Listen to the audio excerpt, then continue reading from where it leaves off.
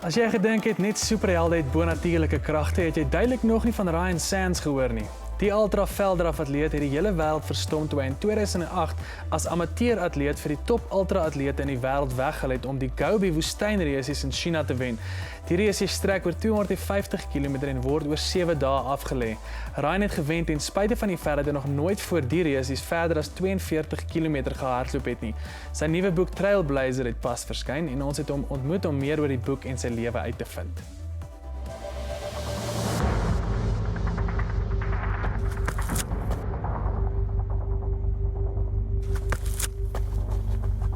When you're running out in front in a race, at times when I almost feel like a hunted animal. When you're hitting a low patch, like 110 k's into a 100-mile race, and your body just wants to shut down and stop. The harder I push myself, and like towards the end of a race, almost like an out-of-body experience.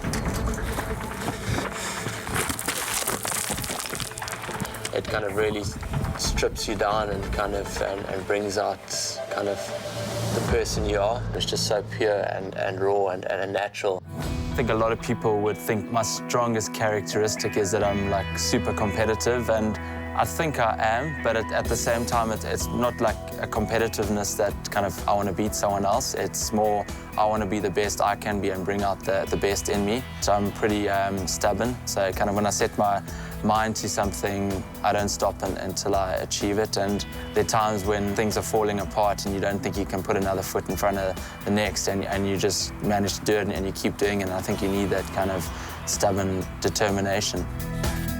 I co-wrote my book Trailblazer with Steve Smith. It was one Friday afternoon, I was training in town and he knocked on the door of the place I was training and said, "She says, at your car outside, I've kind of accidentally knocked it." Luckily my car wasn't too bad, but we got chatting and kind of discussed a few things, and we spoke about writing a book again, and then before I knew it, I was having a coffee with him.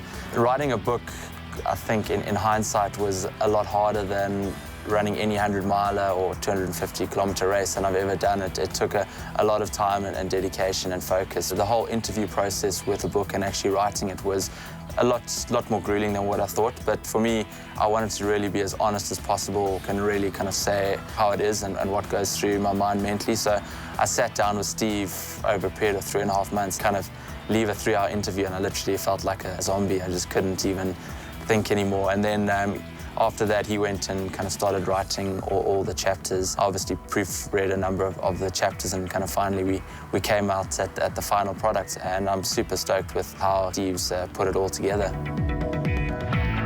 I suppose there are a couple of climaxes in my story or life to date, but probably, I would say, the Gobi Desert Race. If I hadn't won the first stage, I wouldn't be sitting here right now, because if I didn't win that stage, I wouldn't have had the confidence to kind of go on and kind of keep pushing myself both mentally and physically to like a place somewhere that I didn't know that I could actually kind of go that fast. I think writing a book was actually really interesting for me, that kind of looking back on it now, like the most special and important moments aren't kind of necessarily the big races I've won. It's more of the special times I've shared with my wife, Vanessa, and our dog, Tundi, just on a regular walk or stuff like that.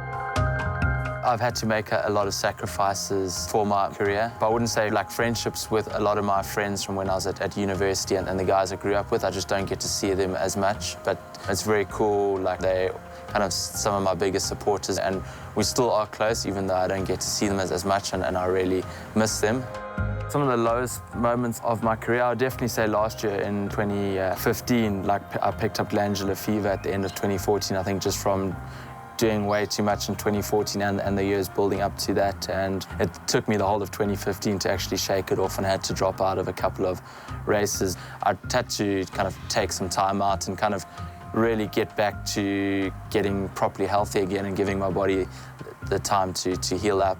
But also like mentally, I had to kind of really get back to the basics and just run for the love of running, and just go out and not say I'm going to do an hour and a half today, just put my shoes on and go for a run if I'm enjoying it. I can run a bit longer. If not, I can stop off after 5 minutes type thing. When it comes to training, I think for me, looking back on my career and seeing how other people have done, I think it's so important to make sure you look after your body and respect your body. And like training and getting fit is important, but recovery is just as important. So you've got to love what you do, and I think that's the most important thing that I've learned and realized over the 8 years. I think most of my success I'll put down to that fact that I'm just so passionate and really enjoy what I do. For me, it's not hard work. It doesn't feel like a huge effort. I just really enjoy it. And I think if you can find that, you can make any dream come true.